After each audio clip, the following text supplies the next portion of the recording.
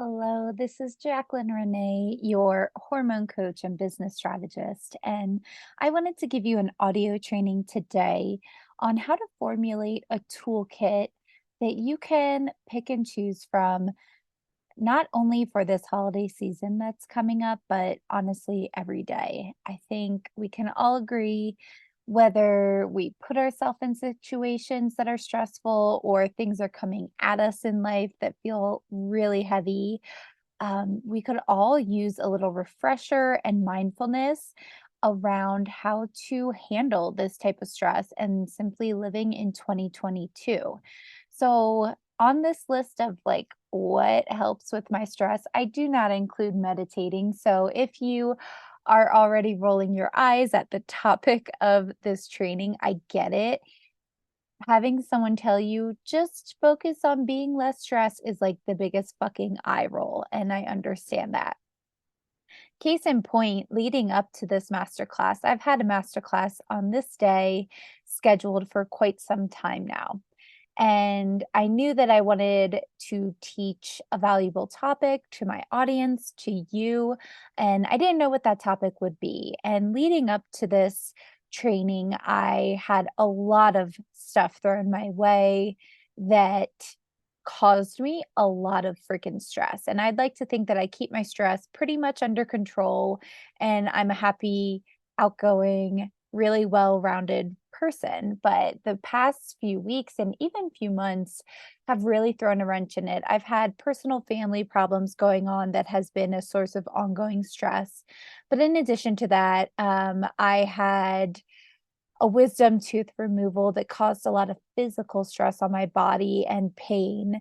And I was planning for a trip to Mexico to go on a business retreat and to go on a honeymoon with my husband and that process of getting our passports renewed. Thank goodness I found out that, like, I was within a 6-week mark to renew my husband and I's passport, but it was a fucking roller coaster to say the least, and, that was really stressful to me. I know that that may sound like not the biggest deal, but my husband and I have never been on a vacation together.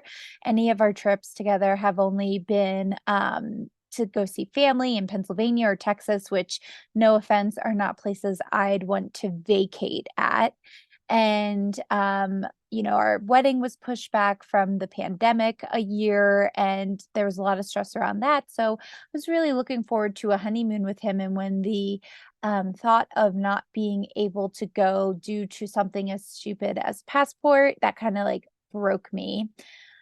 There's just been a lot of things thrown my way, and I felt my body seriously shutting down a bit, protecting itself as it does when it shuts down, and I had other topics planned and a different format even. I wanted to show up with slides and be really powerful and act like I had my shit together, but that just felt so fucking fake.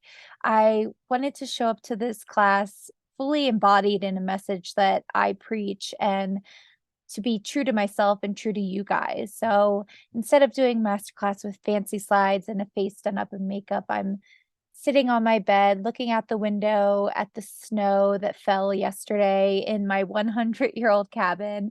I don't have a stitch of makeup on, and I'm just like in a relaxed mode, being able to just talk to you. And so I hope that this boundary that I've set on myself shows you that I'm committed to doing the work and teaching you what has worked for me so that hopefully it can work for you. So let's get into some of the topics I want to talk about.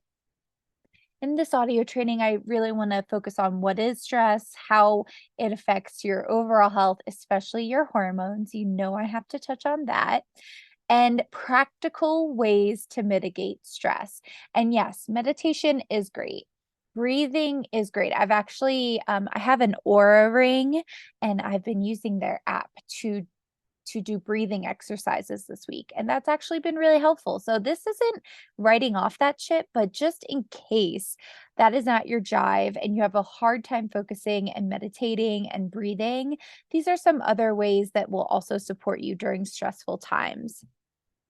But I just mentioned a lot of stress that came up for me recently, but I want you to think about what comes up for you when you think of the word stress. Who's bringing stress to your life? Is it a person, a relationship, or even a responsibility that you committed to that just like irks you every time you think of it?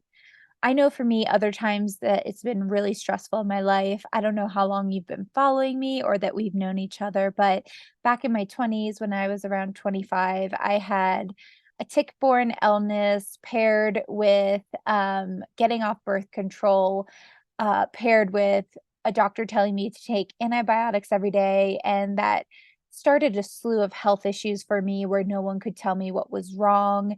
It took many years to find out I had a tick-borne illness. I felt like I wasn't heard and I was gaslighted by doctors, so that caused a lot of stress. I think about the time our dog Leo was run over and survived, but like we had to drive 2 hours to get him to an emergency vet, and my body was in complete fight or flight mode.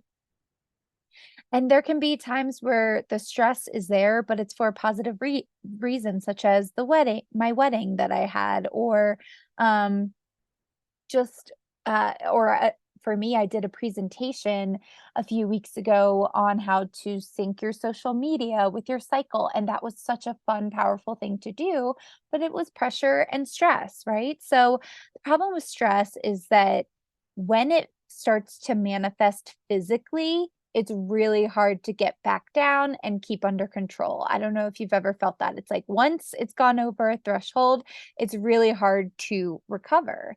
And in my training and becoming a certified hormone coach, we're taught that, sometimes these things, especially if you've been chronically stressed for a significant amount of time, which I feel like most people are these days, it could take over a year or a year and a half to get back under control and really setting some boundaries and, prioritizing mitigating stress in your life. And I know it's not possible for everyone because we have things outside of ourselves that create stress, right? So, more on that in a second, but I do want to go over how hormones are tied into stress and like what influence they have. So, if you think that they're not connected, you're wrong. They definitely have hormones and your stress have a direct correlation. Hormones not only have a correlation with our stress, but also our energy, our brain, our creativity, and so much more. Our hormones as women influence pretty much everything we do. And so I think we all want to have energy and fun and less stress this holiday season. So I'm so glad I'm getting this message out to you right now. But as far as like the scientific jargon, and I promise this is as much scientific jargon as I'll ever give you. If you've been inside one of my programs, you know I'm much more of a woman and a coach who bases her teachings off of feelings and practical advice rather than the scientific knowledge behind it. But just for your own knowledge, the correlation of stress on your hormones is as follows. So, stress means that you have higher cortisol in your body, which is a stress hormone. When this happens, when there's higher cortisol in your body, this lowers your GnRH, which is a hormone made by the brain. And that lowers, when that is lower, it means that your FSH and LH, which are hormones that stimulate the ovaries to make eggs, is also disrupted. And when that happens, ovulation, which I know you guys are probably familiar with that term, when these things are lowered, your ovulation is disrupted. And when ovulation is disrupted, then you experience period problems. So in layman terms, stress is going to fuck up your cycle, which puts your body in a stress state. And who wants to deal with that? And so, how this can show up when your hormones and your cycle is impacted by stress is that your blood sugar is thrown off, which means that signs such as PMS and acne and bloating can happen more. When stress is high and your cortisol is high, it also lowers your hormone progesterone. And why does progesterone matter? Number one, progesterone is like your chill hormone. Estrogen is like our high energy, get fucked hormone, and progesterone balances estrogen out and like is like, hey, let's chill, let's hang, let's do, keep our mood in check. And so when progesterone is too low, it can mimic, again, PMS, acne, weight gain, breast pain, PMS, or I already said that, sorry, acne and headaches and more. So progesterone is really needed to keep a happy balance. So you always want to be working to balance estrogen and progesterone out. And when stress is involved, that's not the case. Stress can also disrupt your vitamins, minerals, and gut health, which is correlated to how we feel on a day to day basis. I'm sure you know the gut brain connection and also just how we feel like overall and confidently. So this is a problem for some people. It's a problem to get stress under control because there's external factors that we do not have control over. Many of us need to work, and if our job is a huge stressor, that's hard to get under control. Some of us have kids, and that is a responsibility and something we have to address and not ignore. And so that's a stressor. And just other relationships or tasks that you find in your day to day. We also know another thing is like, even if we know what is causing us stress, some of us decide this. I'm talking to myself right here, by the way. Some of us are too overwhelmed to even start with reversing the habits that are creating us stress. We're like addicted to stress, whether that's through caffeine or sugar or the habits that we know are like, for me, I always call it my naughty habits. So whatever naughty habits you know are not serving you, but you just are probably an inner rebel like me, and you're like, I'm going to be bad. I'm going to do this. And so that creates more stress for us too. So, what I found is instead of getting rid of my vices or naughty habits, as I call it, that may not be amazing, I instead try to tie some practical tips to my existing ones. This could be used as the term habit stacking. I know I've heard that before. And in turn, I can become more consistent and keep my cortisol at bay. So I'm all about implementing habits that don't take a huge amount of effort because consistency is more likely to happen when we make shit easier on ourselves. Agreed? So, without further ado, let's go over some of the ways to mitigate stress. And this first one is probably the most important one and the one that I teach my clients most. And it is to pair, number one is to pair your sugar and caffeine with a meal. So I'm that gal that definitely goes for sugary snacks as soon as stress hits. And I also used to intermittent fast, meaning like I would drink caffeine on an empty stomach and wait until like 11 a.m. to eat. And unfortunately, if you're a menstruating woman, and especially if your hormones are out of balance and you're in a stress state, your body, number one, does not need that shot of caffeine first thing in the morning. That will only boost cortisol and create more stress on your body. Nor does it need a surge of glucose from sugar to stress your body out. I believe no matter what, if you're a menstruating woman, you should be having breakfast first thing in the morning. It is your body's like safety net. It's a way for your body to be like, okay, I have food. I'm safe to go about my day and handle these emotions and handle these other stressors because I've been fed. But so many of us are just waking up on autopilot, pouring our coffee or drinking our pre workout, and then just going into a workout that I'll get into in a second, but will only promote more cortisol. And that can be a big problem. So I still allow myself to have caffeine. I will never ask women to give up caffeine. That has to be a decision they make on their own, or even sugar and fun desserts that they love. But I will ask you to pair them with a meal that includes veggies and protein.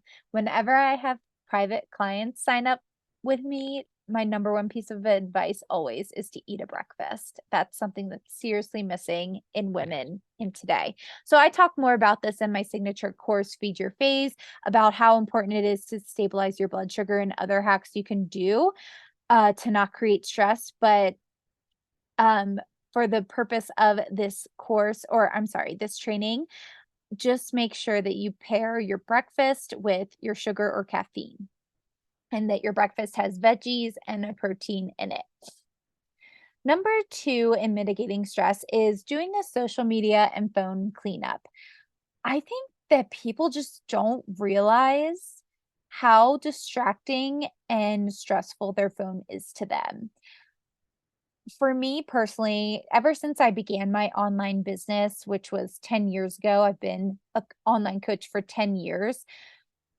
The number one thing that always helped me was turning off notifications from apps such as Instagram, Facebook, wherever you find yourself on social media. Like, I am flabbergasted when I'm with friends or even my husband and they get notifications about someone who's liked their photo or, whatever it is from that particular app. Like, that is so distracting to me. So, for any app that you find yourself using a lot, especially if you're a woman in business with an online business, turn off the notifications. You are letting your phone run you instead of you running your phone, okay?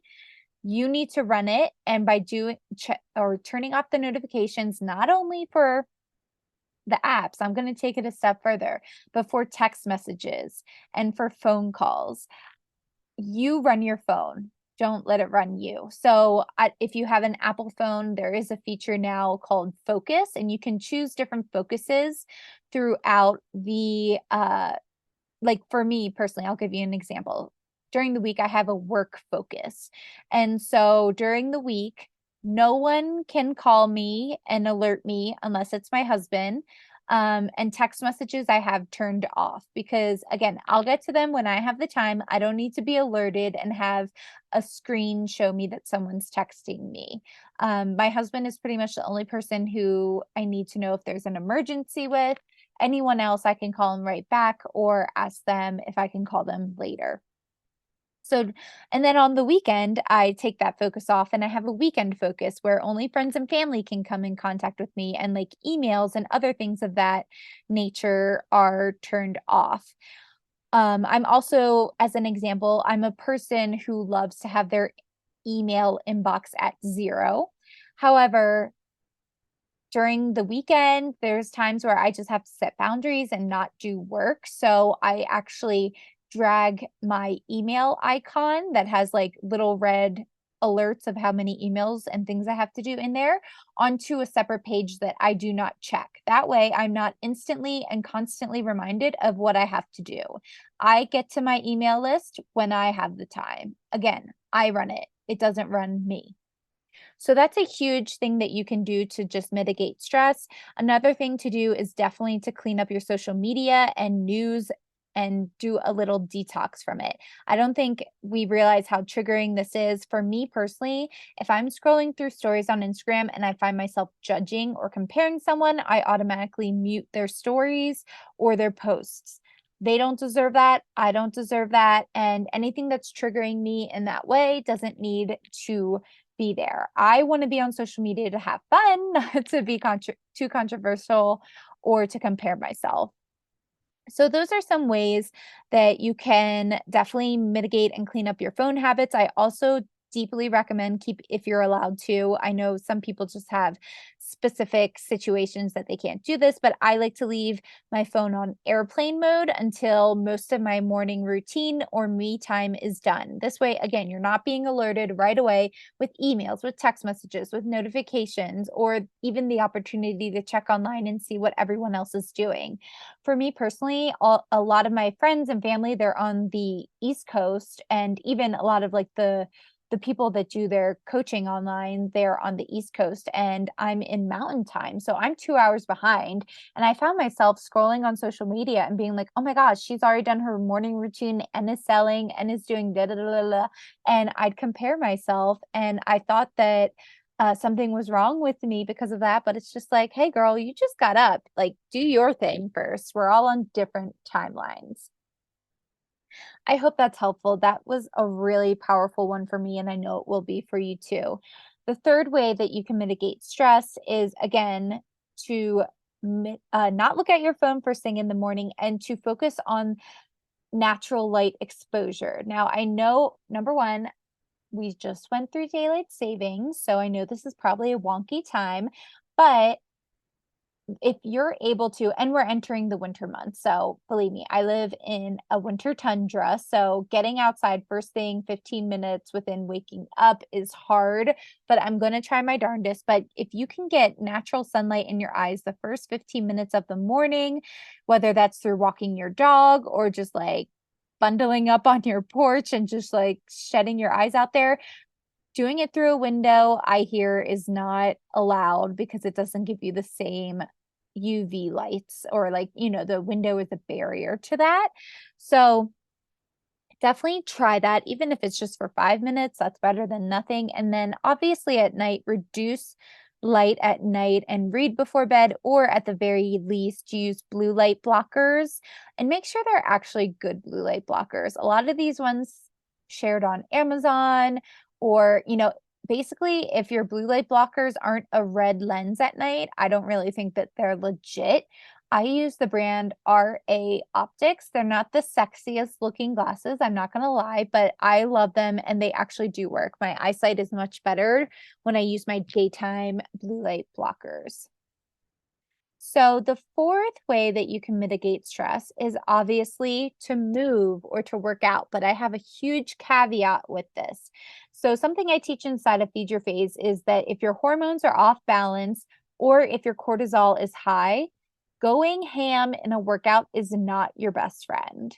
In times of stress, we often feel like we're in fight or flight mode. And if you start pressing play on a workout that has an intensity similar to like insanity workouts, your body could quite literally think it's running from a lion. And so not only does this not help your stress hormones, but it can kickstart fat storage because your body feels like it's in survival mode. So definitely move. Don't sit on the couch and be a slug either. But while you're in a turmoil ball of emotion, instead try really light and low impact exercises such as walking, yoga, Pilates, bar, or even weightlifting, but just really low impact. And also make sure it is 30 minutes or less. That's a huge deal. After 30 minutes, that's when your body starts kicking on that fat storage because your glucose levels have diminished. So, this doesn't have to be forever, but while you are in a state of stress, you just don't want to add anything more. But I understand that moving is a huge stress relief for a lot of people. So, I don't want you to sit on the couch either. That was number 4. Okay, so number 5, this is so like I'm eye rolling at the title of this. Do something fun. It's so cliche, but this seems simple, but we aren't scheduling it in our day. I've experienced times of physical stress that were easily lessened by just like meeting up with a friend, putting my phone away, and doing something out of my normal routine. So when I'm thinking about this tactic, I like to write down whatever brings me joy. And for me, that's like doing a hobby, dancing, music. Think about what you did as a kid and how that made you light up. People you see, or sorry. So I think this is a great way to like keep a list somewhere that's in the forefront of your mind, whether that's hanging it in your fridge, at your desk, or in your bathroom, and just being really mindful of the things that bring you joy and scheduling that into your day, even if it's just a few minutes. Number 6 is to set up some serious boundaries. So I want you to make a list of boundaries that you are able to implement with people or things that bring up stress. And this could look like saying no to socializing with certain people, asking for help where it is needed at home or at work. I'm not answering calls from certain people that bring up stress. I told you that it actually makes me really stressed getting phone calls from family members or even friends during the work week. So that's why I have that focus mode on my phone. And again, it's not that I don't want to talk to my friends and family, it's just that it's very distracting for me. So to mitigate that stress, I just turn off all calls from certain people and then I can get to it when I have the time in my day. Another way you can handle that is, looking ahead at this holiday season.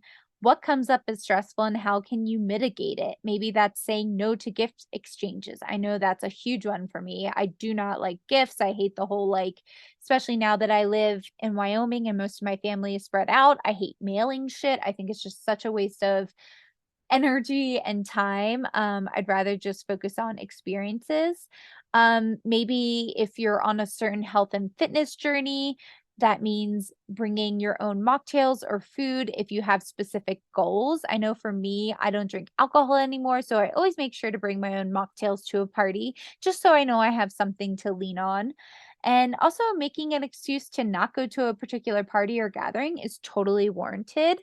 You are not expected to,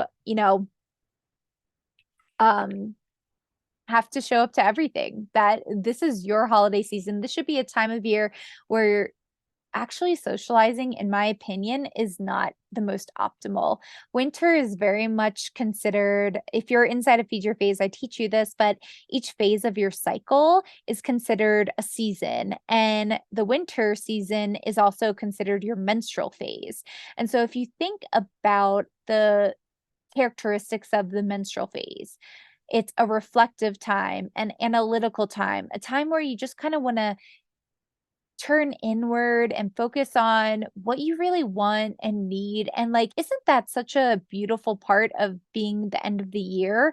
But during your period, you do not want to socialize that much. That's something that can deplete you a lot, actually. So I find it really crazy in the realization that the holiday season, the most social time of year, is during a physical season that's supposed to be kind of introspective. So if you feel resistant towards socializing, that's not your fault. And just do what you feel comfortable with and that will fill your cup and not deplete you. What number are we on? I think 7. Number 7 is to focus on sleep hygiene. So keep media out of your bedroom or on airplane mode at night.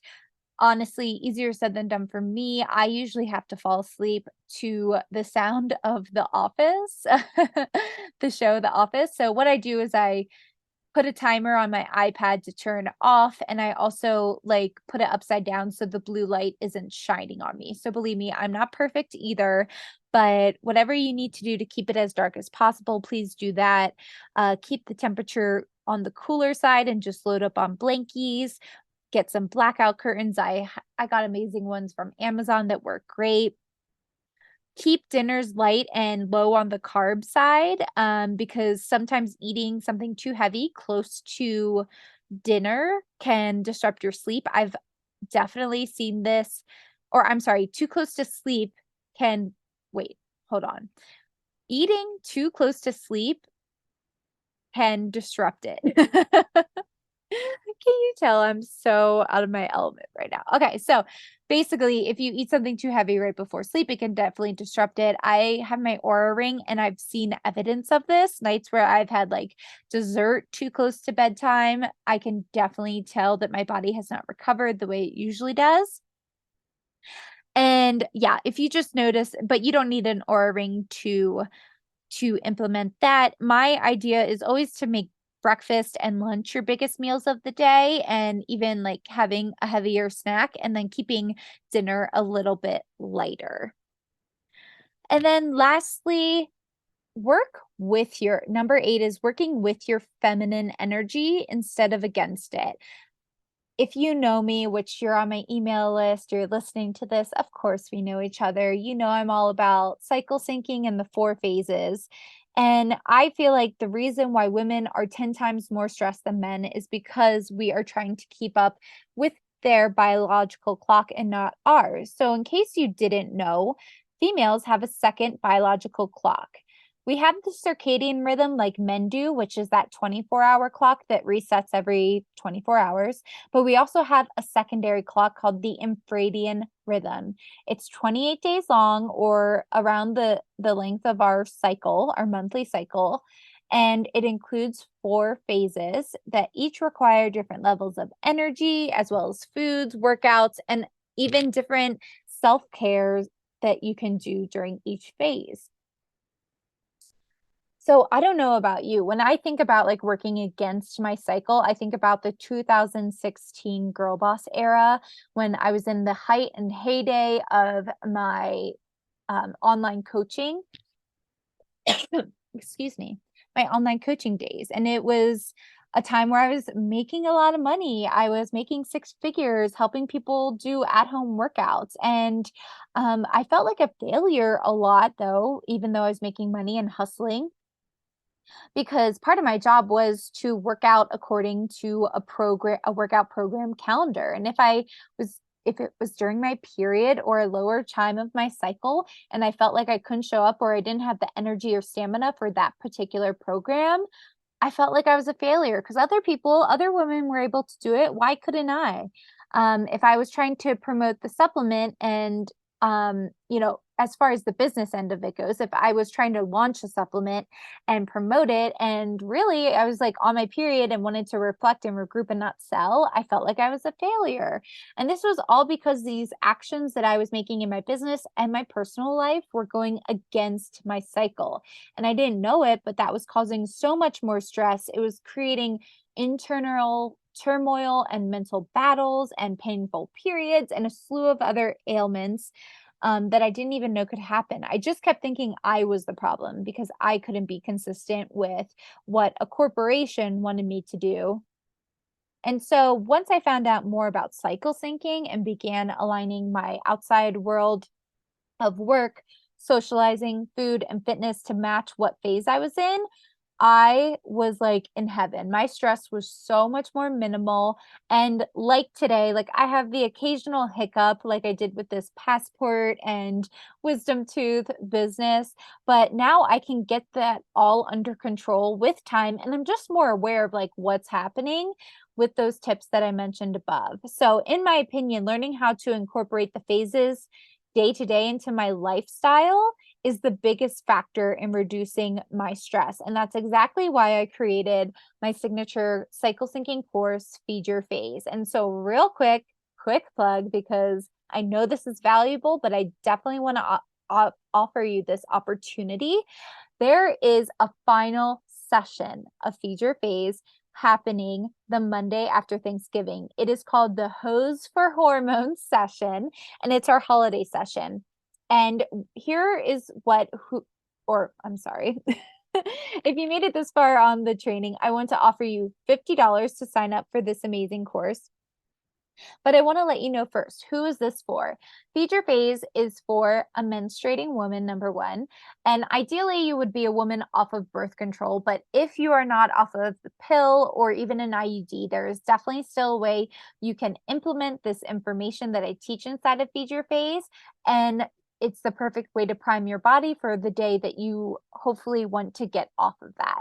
So it is for a woman, whether you want to get pregnant and prime your body for it. Or if you don't want to get pregnant, it's still really important to prioritize your hormonal health like this. It's for a woman who maybe experiences hormone imbalances such as PCOS or Hashimoto's, or if you experience painful PMS symptoms or PMDD. If you are a menstruating woman and you have a daughter or a loved one who is menstruating, this is for you. It is my signature 4-week cycle syncing course.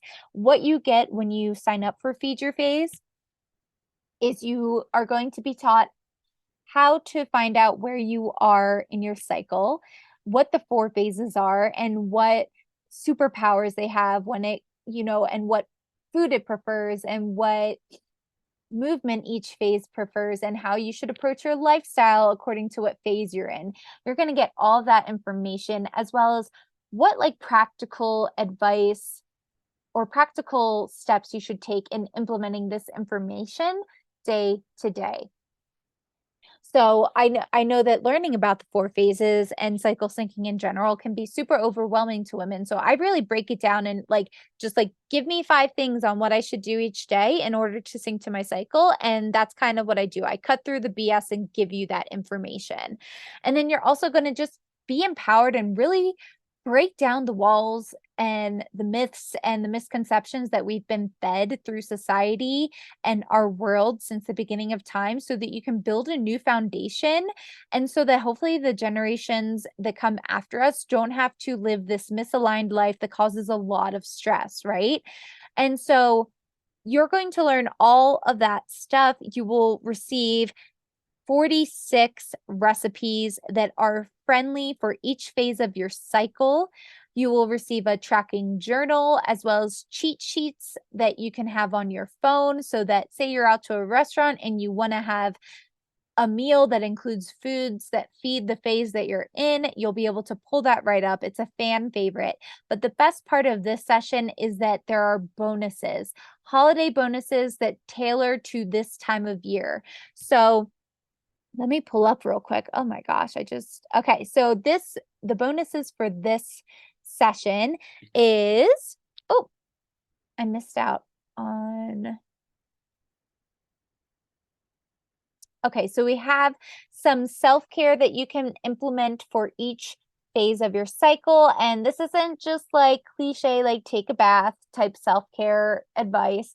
This is deep diving into some fun holiday shit you can do for yourself that will replenish you this holiday season. We're going to have seasonal sweets, which will be recipes for sweets that you can have for each phase of your cycle throughout the holiday season. We will also be doing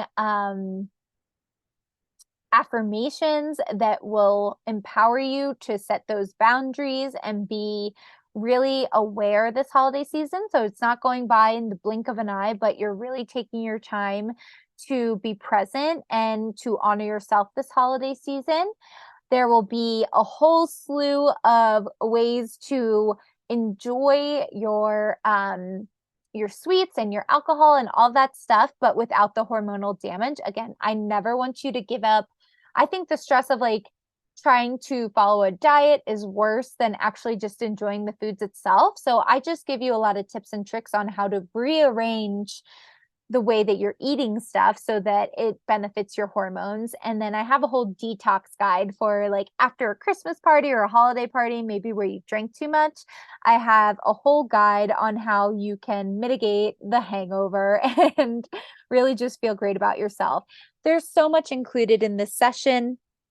And again, because you made it this far on this training, you will receive $50 off when the cart opens, which is tomorrow. So DM me for your discount link at Menstrual Mogul, and I can definitely hook you up with that. And if you're listening to this and you're an alumni and wish to join this session and receive the bonuses, also send me a link. I have special alumni rates.